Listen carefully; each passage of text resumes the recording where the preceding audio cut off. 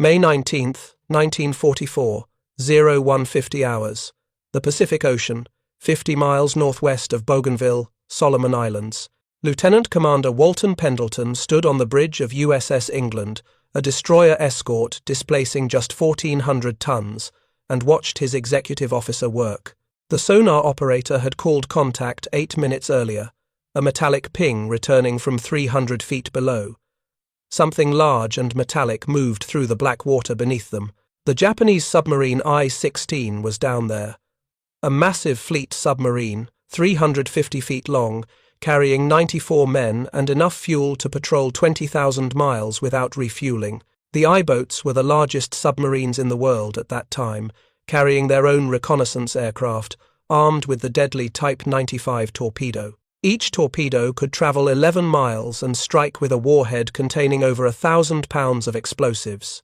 If you're enjoying this deep dive into the story, hit the subscribe button and let us know in the comments from where in the world you are watching from today. England was hunting it with a weapon most of her crew had never fired in combat. 24 small projectiles, each weighing just 24 pounds, arranged in a circular pattern. The Mark 10 Hedgehog, British-designed, American-built, barely tested in Pacific waters. Pendleton had given his executive officer, Lieutenant John Williamson, authority to conduct the attack. The younger officer had drilled the crew relentlessly during their voyage from San Francisco. Now they would learn if the training mattered.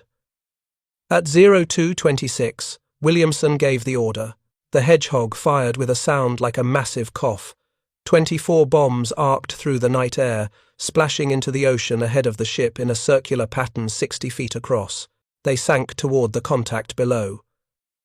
Standard depth charges required a destroyer to pass directly over the target, losing sonar contact at the critical moment. The Hedgehog fired forward, allowing continuous tracking, but the charges only exploded on contact with a submarine hull. No contact meant no explosion. The crew would know immediately whether they had missed or hit. England's crew waited. 15 seconds, 30 seconds, 45 seconds, nothing. Then the ocean erupted. Not one explosion, but 6 distinct detonations in rapid sequence. Then a massive blast that rattled England's hull and sent a shockwave rippling across the surface. The sonar operator removed his headphones, wincing, breaking up noises, bulkheads collapsing, compressed air escaping, the sounds of a submarine dying. At 02:45, debris began surfacing, large pieces of wooden planking, bits of cork insulation, Japanese papers, an officer's cap, a spreading oil slick that caught the moonlight. I-16, which had participated in the attack on Pearl Harbor 2.5 years earlier, was gone. 94 men entombed in steel on the ocean floor. England had drawn first blood, but what made this moment historically significant was not that a single submarine had been sunk. American forces had sunk Japanese submarines before. What mattered was what would happen over the next 12 days, and what those 12 days would reveal about how profoundly American destroyer crews had evolved in their understanding of submarine warfare.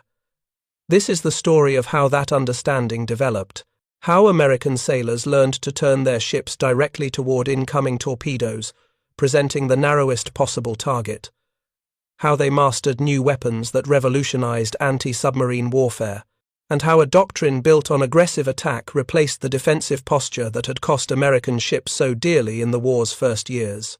It is also the story of how Japanese submarines, despite their technological superiority, failed to achieve their strategic purpose because of doctrinal blindness that no amount of engineering excellence could overcome.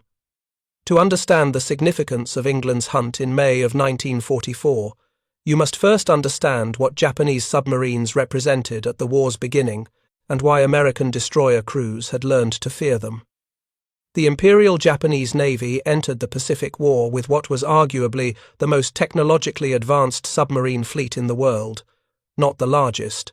Germany possessed more submarines, but the most sophisticated in design, range, and capability.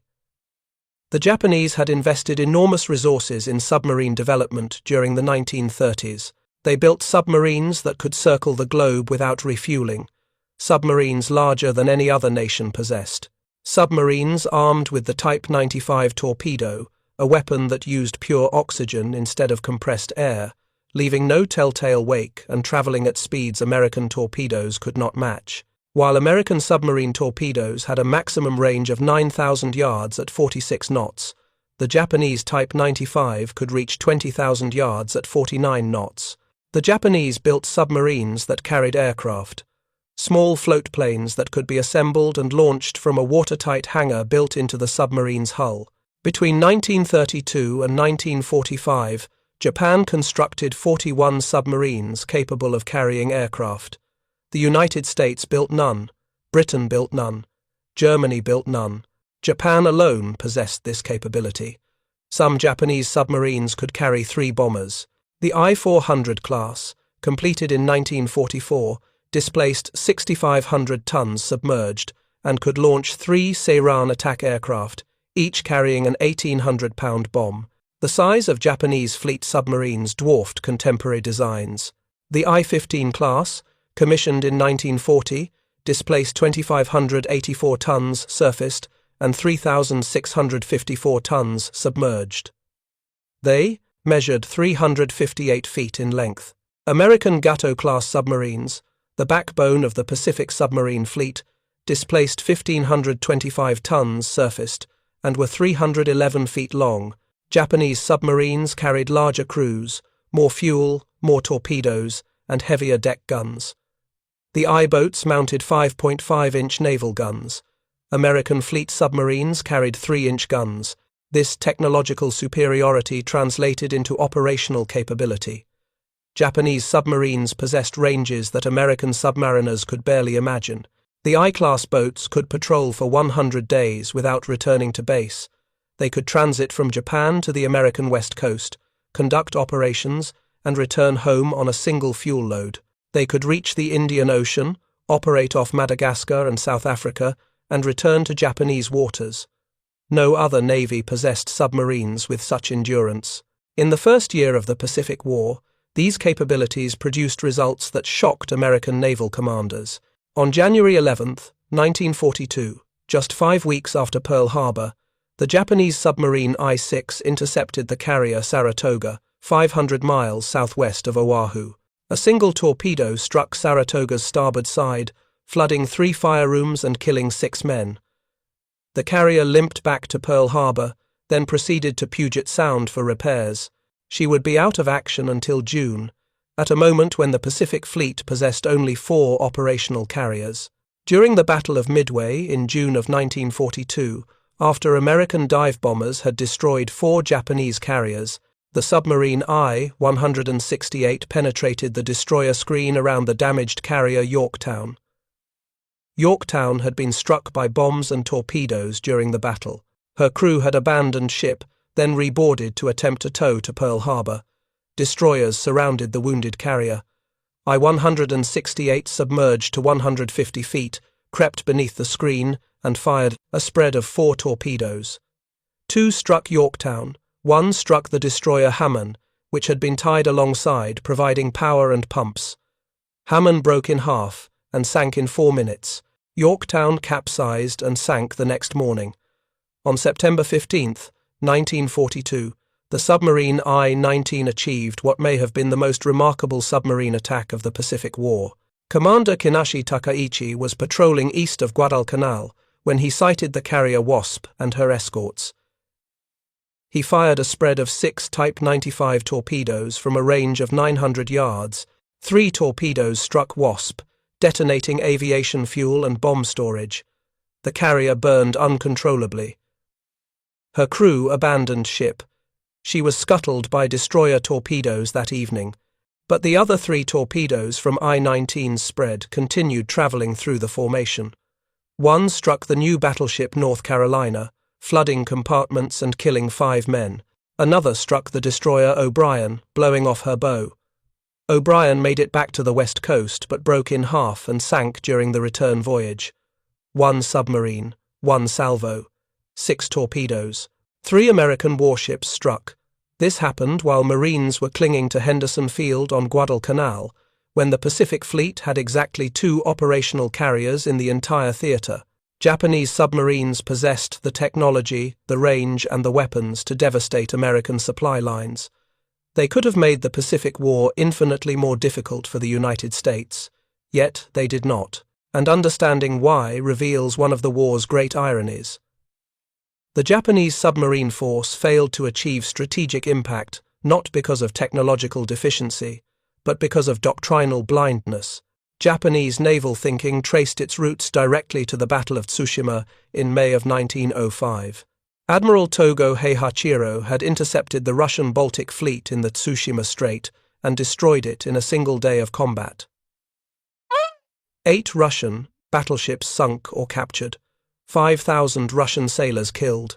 Japan lost 3 torpedo boats, 117 men killed. Tsushima became the template for all Japanese naval planning, the decisive battle, the single climactic engagement that would determine the war's outcome.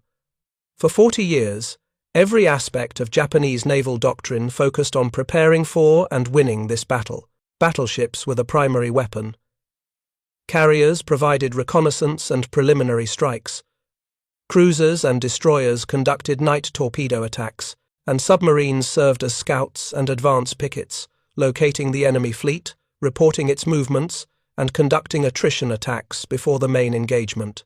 This doctrine was codified in Japanese naval regulations. The revised battle instructions of 1934 stated explicitly that battleship divisions are the main weapon in a fleet battle, and their task is to engage the main force of the enemy. Submarines existed to support this mission. They would be positioned along the anticipated route of the American advance. They would report American fleet movements. They would attack damaged ships fleeing the battle. They would whittle down American strength before the decisive engagement. What submarines would not do was hunt merchant ships. Commerce raiding was considered dishonorable. It targeted civilians rather than warriors. It avoided battle rather than seeking it. The Japanese Navy had modelled itself on the British Royal Navy, which had a long tradition of fleet actions and regarded commerce warfare as ungentlemanly. German submarine warfare in the First World War had been condemned as barbaric. Japanese naval officers wanted no association with such tactics. This doctrinal rigidity had profound consequences. In December of 1941, Japan controlled the resources of Southeast Asia: oil from the Dutch East Indies, rubber from Malaya, rice from Indochina, iron ore from the Philippines. These resources had to be transported to Japan by merchant ship. The supply line stretched thousands of miles across the Pacific and through waters that American submarines increasingly dominated. Yet Japanese submarines made almost no effort to protect these convoys. Their mission was to sink American warships, not to escort Japanese merchantmen. The statistics reveal the strategic failure. During the entire Pacific War, Japanese submarines sank approximately 184 merchant ships, totaling 900,000 gross registered tons. In the same period, American submarines sank 1,314 Japanese ships, totaling 5.2 million tons. German U-boats, operating in the more confined waters of the Atlantic, sank 2,840 Allied ships, totaling 14.3 million tons. The disparity becomes even more striking when you consider relative submarine strength. At the war's beginning, Japan possessed 110 submarines.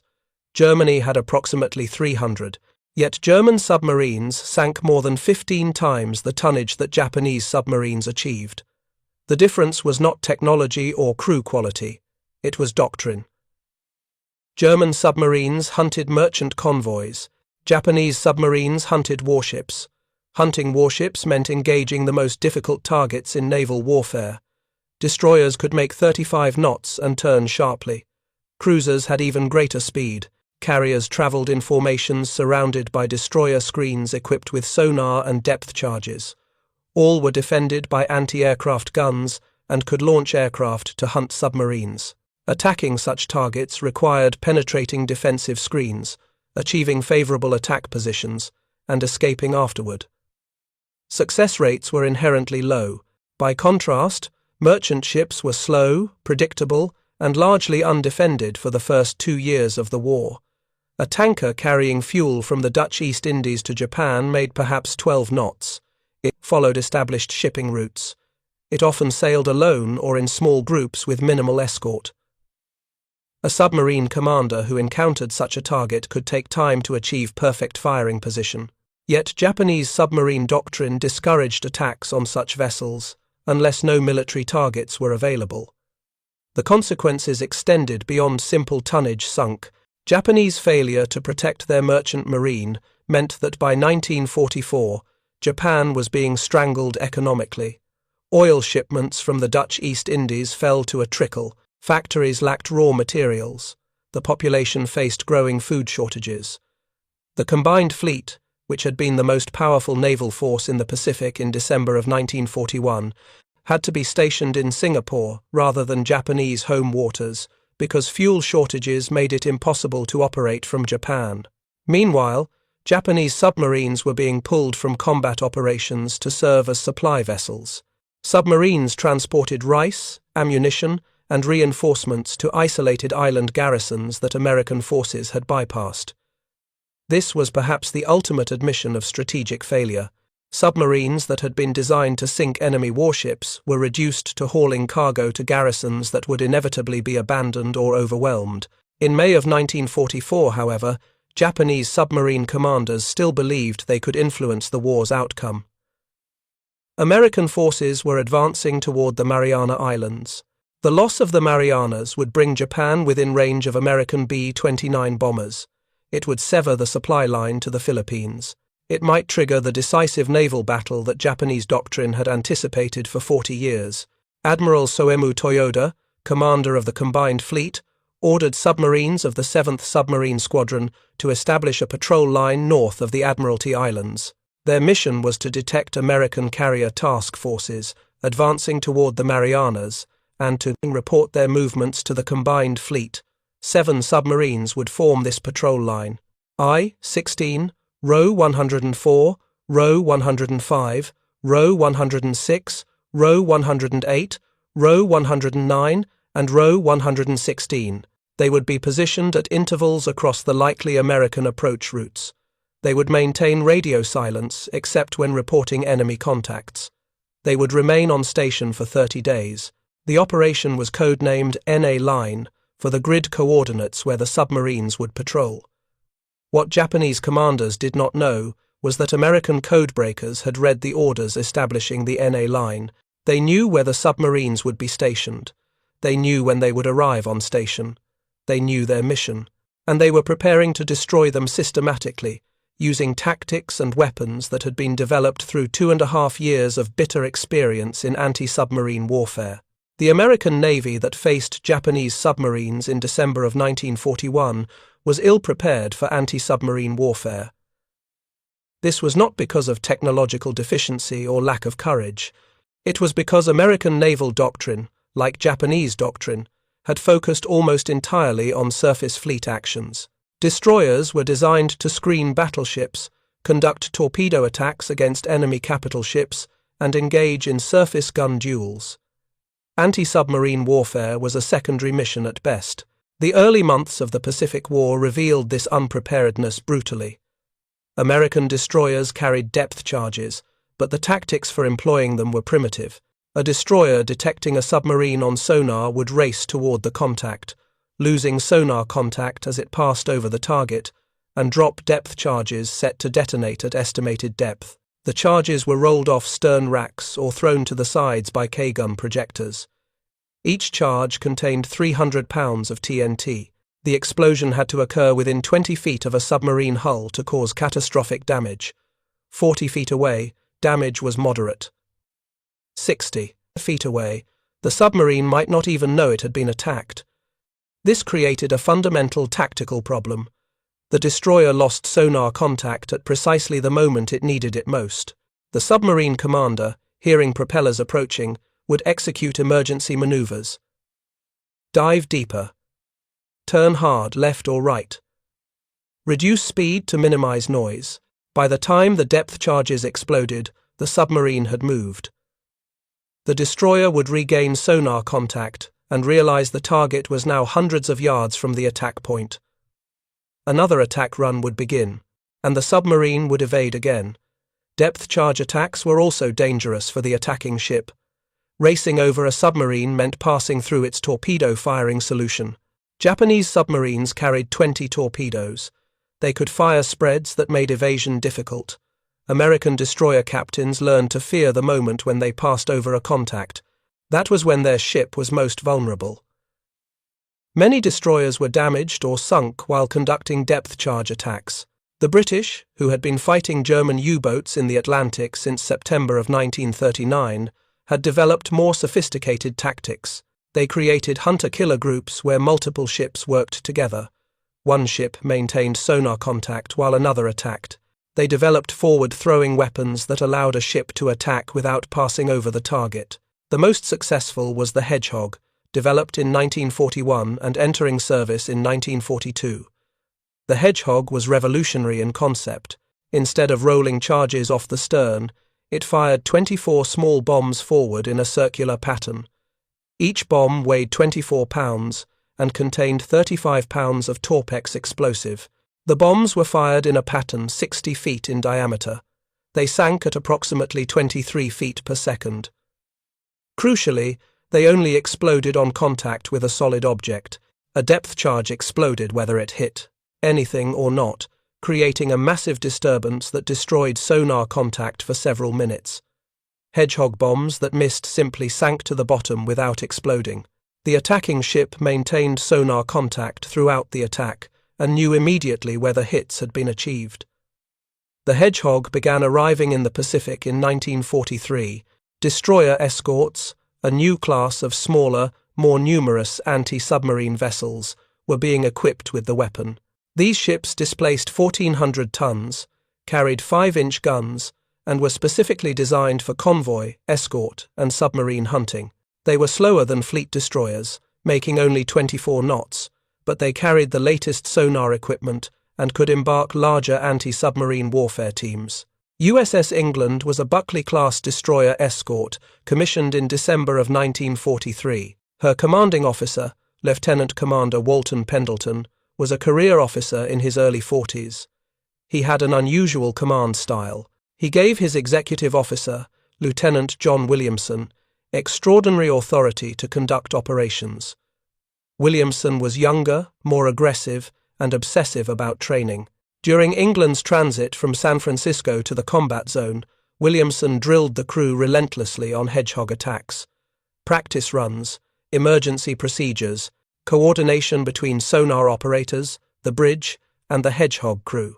By the time England reached the Solomon Islands in March of 1944, her crew could execute a Hedgehog attack with precision that veteran anti-submarine warfare officers found remarkable. But training and weapons were only part of the equation.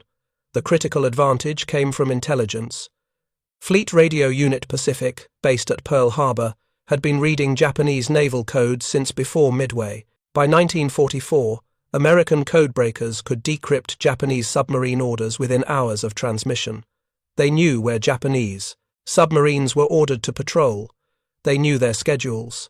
They knew their routes. This intelligence allowed American forces to position hunter-killer groups exactly where Japanese submarines would be.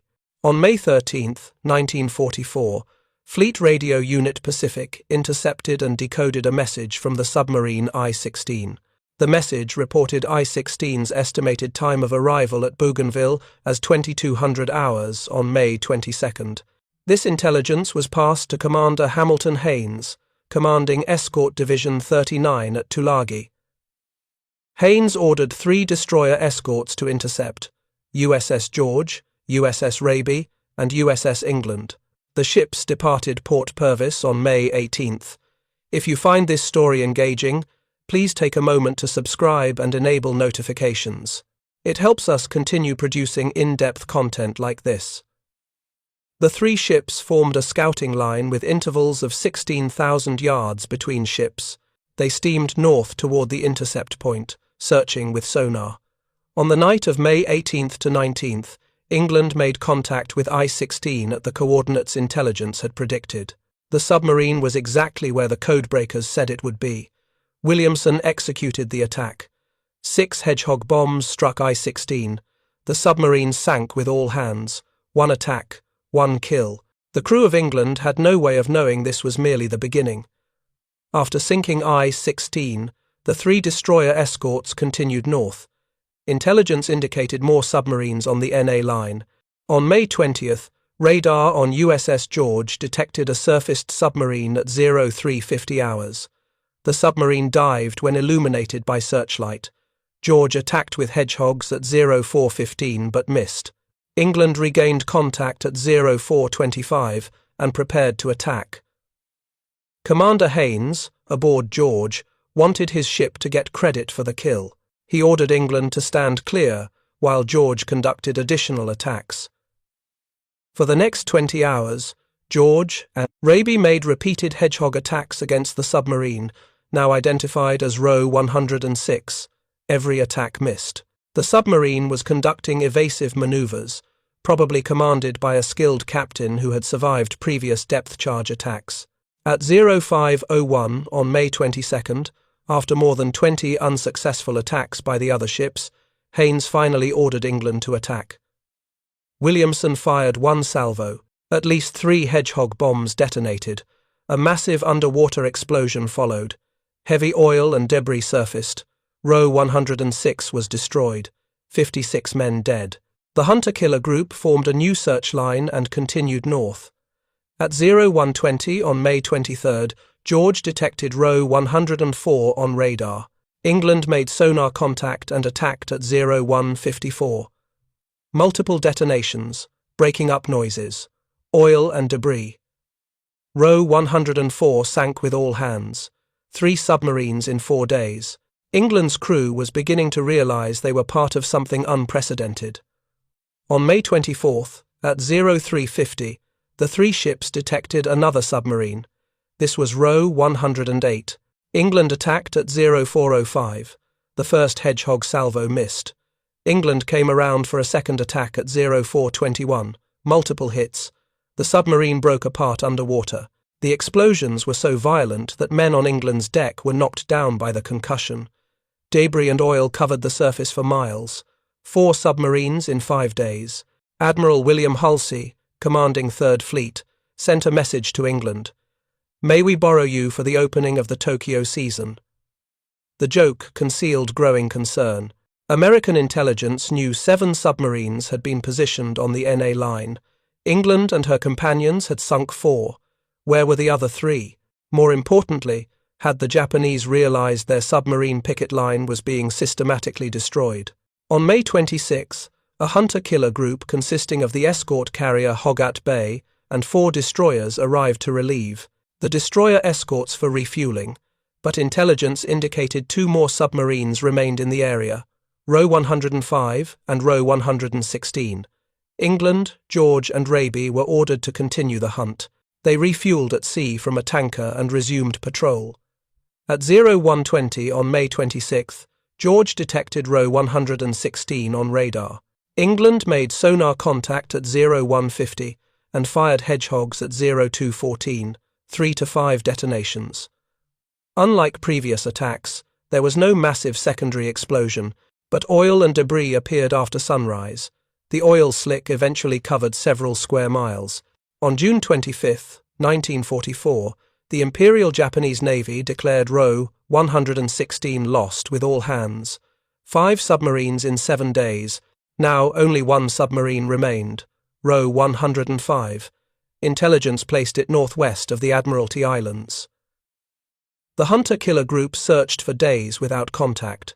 Row 105 was either not where intelligence predicted, or its commander had realized something was destroying the picket line and had gone silent. The search continued through May 27th, 28th, 29th, and 30th. No contact. Then, on May 30th, sonar operators on England picked up a faint contact. Very faint, possibly a submarine running silent at minimal speed, trying to remain undetected. Commander Haynes was aboard George. He ordered George to attack first. George made multiple Hedgehog attacks. All missed. The submarine was evading skillfully. After 25 hours of failed attacks, with over 20 Hedgehog salvos expended, Haynes sent a message to England that would become famous in naval history. "Okay, England. It's your turn. At 0736 on May 31st, England fired her Hedgehog. At least 10 bombs exploded 180 feet below the surface. 5 minutes later, a massive underwater explosion shook the ocean. Oil, debris, and human remains surfaced. Row 105 was destroyed, 55 men dead. England had sunk 6 submarines in 12 days. No ship in naval history had achieved such a record. The entire Japanese submarine picket line had been annihilated. Admiral Ernest King, Chief of Naval Operations and Commander-in-Chief of the United States Fleet, sent a message to England's crew. There'll always be an England in the United States Navy. The destroyer Escort had achieved what military historians would later recognize as the most successful anti-submarine patrol in naval history, but the significance extended beyond simple numbers. The destruction of the NA line demonstrated that American forces had mastered anti-submarine warfare to a degree that made Japanese submarine operations suicidal. The annihilation of the NA line submarine picket in May of 1944 represented more than tactical success. It demonstrated the complete failure of Japanese submarine doctrine and the evolution of American anti-submarine warfare into a systematic, scientific form of naval combat. Every advantage the Japanese had possessed in December of 1941 had been neutralized or turned against them. Japanese submarines had superior range and endurance. This became a liability when American codebreakers could predict their patrol areas and position hunter-killer groups to intercept them. Long patrol durations meant Japanese submarines spent weeks on station, giving American forces ample opportunity to locate and destroy them.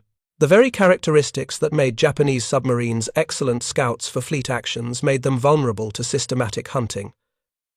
Japanese submarines had superior torpedoes. This mattered little when the submarines never got within firing range.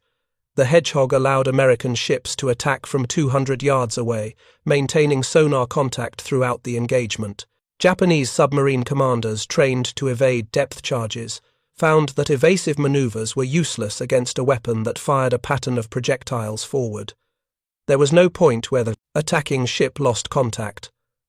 No opportunity to turn and dive away from the attack point. Japanese submarine commanders were skilled and experienced. Many had served in submarines since the 1930s. They knew how to evade depth charges, how to conduct silent running, how to exploit thermal layers that confused sonar. But this experience became worthless when American intelligence knew exactly where they would be. Skill cannot overcome being ambushed at coordinates provided by code breaking. Experience cannot save you when the enemy knows your orders before you receive them. The human cost was staggering. 6 submarines destroyed.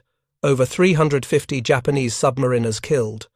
These were not conscripts or hastily trained recruits. They were career sailors, some with decades of service. They died because their Navy's doctrine placed them in positions where American technological and intelligence advantages could be applied systematically.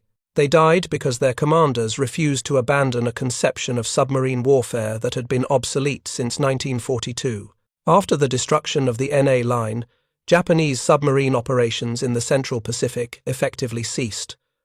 Submarines continued to operate, but they avoided areas where American hunter-killer groups patrolled. They transported supplies to isolated garrisons. They conducted occasional reconnaissance missions. But the dream of using submarines to locate and weaken American carrier task forces before the decisive battle was dead. American carrier task forces operated with near impunity.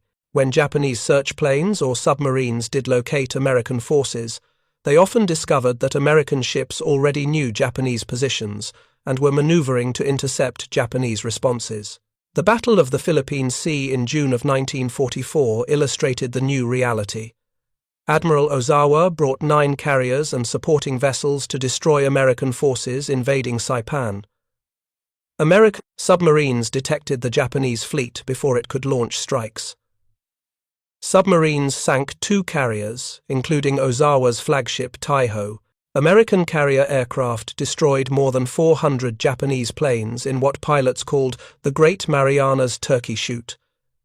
Japanese submarines played no meaningful role in the battle. They could not locate American forces in time to provide useful intelligence. They could not penetrate the destroyer screens to attack American carriers. They had become irrelevant to the naval war. By late 1944, Japanese submarines were being used primarily as cargo vessels. The submarine I-365 transported supplies to bypassed garrisons in the Marshall Islands. The submarine I-36 carried aviation fuel to Truk. These were missions that destroyer escorts or cargo submarines should have performed. Using fleet submarines as supply vessels represented the ultimate admission of doctrinal failure. Submarines designed to sink enemy warships in support of the decisive battle were hauling rice and ammunition to garrisons that would be starved into surrender. The contrast with American submarine operations was stark. American submarines conducted unrestricted warfare against Japanese merchant shipping. They sank tankers carrying oil from the Dutch East Indies to Japan. They torpedoed transports carrying troops to defend island garrisons. They intercepted convoys bringing raw materials to Japanese factories. By the end of 1944, Japan's merchant marine had been reduced to less than half its December 1941 tonnage. Factories shut down for lack of raw materials. The population faced food rationing that approached starvation levels. The combined fleet could not sortie from Japanese bases because fuel oil was unavailable. American submarines achieved this strategic impact while losing 42 boats to enemy action in the Pacific. Japanese submarines lost 130 boats while achieving minimal strategic impact. The difference was not technology or courage. It was doctrine. American submarines hunted merchant ships. Japanese submarines hunted warships. American submarines strangled Japan's economy. Japanese submarines achieved tactical successes that did not affect the war's outcome. Consider the broader implications. Japan possessed the industrial capacity to build sophisticated submarines. Japanese engineers designed vessels that exceeded American submarines in range, size, and capability. Japanese submariners trained intensively and demonstrated courage repeatedly, yet the Japanese submarine force contributed almost nothing to Japan's war effort. Meanwhile, American submarines, operating under doctrine that emphasized commerce warfare, strangled Japan's economy and contributed decisively to Allied victory. The difference was not resources or courage or technology, it was strategic vision. The lesson applies beyond submarine warfare. Military forces can possess superior equipment, better training, and greater courage, yet still fail if their doctrine misunderstands how to employ these advantages. The German army in World War II possessed tanks that were technically superior to most Allied tanks. Yet Germany lost the war because Allied forces produced more tanks, employed them more effectively, and integrated them into combined arms operations that German doctrine could not counter. Japanese pilots at the war's beginning were more experienced than American pilots. Yet Japan lost the air war because America trained more pilots, developed better tactics, and built more aircraft than Japan could match. England's story illustrates this principle at the tactical level. A relatively small, lightly armed destroyer Escort destroyed 6 submarines because she possessed better intelligence, better weapons, and better tactical doctrine than her opponents. The submarines she destroyed were larger, faster, and more heavily armed. Their technological superiority irrelevant. They fought according to doctrine that exposed them to systematic destruction. England fought according to doctrine that exploited every advantage available. The outcome was inevitable once the engagement began. The men who served aboard England understood they had participated in something extraordinary. Lieutenant Williamson, the executive officer who orchestrated the attacks, later reflected that the crew's confidence grew with each success. After destroying I-16, they believed they could sink any submarine they encountered. After destroying Row 106, they knew they were the most effective anti-submarine vessel in the Pacific. After destroying 6 submarines, they understood they had achieved something that would be remembered as long as naval warfare was studied. That confidence came not from arrogance but from competence earned through training, applied through skill, and validated through results. Lieutenant Commander Pendleton's unusual command style contributed to this success. He allowed Williamson to conduct attacks with minimal interference. He trusted his crew's expertise. He created an environment where initiative was rewarded and training was prioritized. This leadership approach contrasted sharply with the rigid hierarchy common in many naval vessels. Pendleton understood that anti-submarine warfare required quick decisions based on technical expertise. Officers needed authority to act without waiting for orders. England's success vindicated this approach. When England was struck by a kamikaze off Okinawa in May of 1945, killing 37 men, the crew fought the fires and saved their ship. The same competence that had destroyed 6 submarines in 12 days now saved England from sinking. The ship survived, damaged but afloat, testimony to her crew's skill and determination. That she was never repaired, that she was sold for scrap 17 months after her greatest triumph, does not diminish what she accomplished. England's 12 days in May of 1944 demonstrated principles of naval warfare that remain valid today. Admiral King's promise that there would always be an England in the United States Navy honored those 12 days. From 1963 to 1994, the guided missile cruiser USS England carried the name. That ship served with distinction through the Cold War, representing values her namesake had embodied: technical proficiency, tactical excellence, and unwavering determination.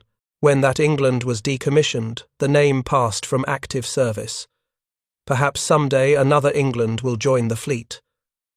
The name deserves to be remembered. The Japanese submariners who died on the NA line deserve remembrance as well. They served their country with loyalty and courage. They executed missions they believed would contribute to victory. That their doctrine was flawed was not their fault. They died because their leadership failed to understand how submarine warfare had evolved and refused to adapt when evidence of failure became overwhelming. Their sacrifice achieved nothing strategically, but their courage and professionalism merit respect. War kills skilled and courageous men on both sides. Doctrine determines which side sacrifices advance strategic objectives, and which side's sacrifices merely add to the casualty lists. At 0150 hours on May 19, 1944, when England's sonar operator first detected I-16, 2 futures became possible. In one future, I-16 evaded the attack, completed her patrol, and reported when American carrier task forces approached the Marianas. The decisive battle occurred with Japanese submarines, providing tactical intelligence that improved Japanese prospects marginally. In the other future, England destroyed I-16 inches minutes, then systematically annihilated the entire submarine picket line, demonstrating that American anti-submarine warfare had evolved beyond anything Japanese doctrine could counter. The second future occurred. England fired her Hedgehog at 0226. 6 bombs struck I-16. The submarine exploded and sank. 94 men died, and in that moment, the last possibility that Japanese submarines could influence the Pacific War's outcome died with them. What followed over the next 12 days merely confirmed what that first attack had established. American destroyer crews had learned to hunt submarines with lethal efficiency. Japanese submarines, for all their technical sophistication, had become prey rather than predators. The balance had shifted irrevocably. That shift determined more than submarine warfare's course. It affected every subsequent operation in the Pacific. American forces advanced without fear of submarine attack. Amphibious invasions proceeded without submarine interference. Supply lines operated securely. The freedom of action this provided accelerated American operations and reduced casualties in other domains. Meanwhile, Japanese submarines, unable to operate effectively, withdrew to secondary missions or were destroyed attempting to fulfill missions they could not accomplish. By the war's end, the Japanese submarine force that had begun the conflict as one of the world's most advanced had been reduced to near irrelevance. The story of USS England and her 12 days in May of 1944 is not a story of American technological superiority. It is a story of how doctrine, intelligence, and training can overcome technological disadvantage. It is a story of how systematic learning from combat experience produces tactical excellence that no amount of courage can overcome. It is a story of how war punishes strategic rigidity and rewards adaptive innovation. and it is a story that reminds us that the outcome of conflicts is determined not by the specifications of equipment or the courage of warriors, but by the wisdom of the doctrine that guides how equipment and warriors are employed. 12 days, 6 submarines, 350 men dead. One destroyer escort that proved doctrine matters more than technology, intelligence matters more than courage, and systematic application of lessons learned matters more than initial advantages. That is England's legacy. That is the lesson written in blood in the Pacific Ocean in May of 1944. And that lesson remains valid wherever military forces confront the eternal question of how to employ violence effectively in service of strategic objectives. Thank you for watching. For more detailed historical breakdowns, check out the other videos on your screen now, and don't forget to subscribe.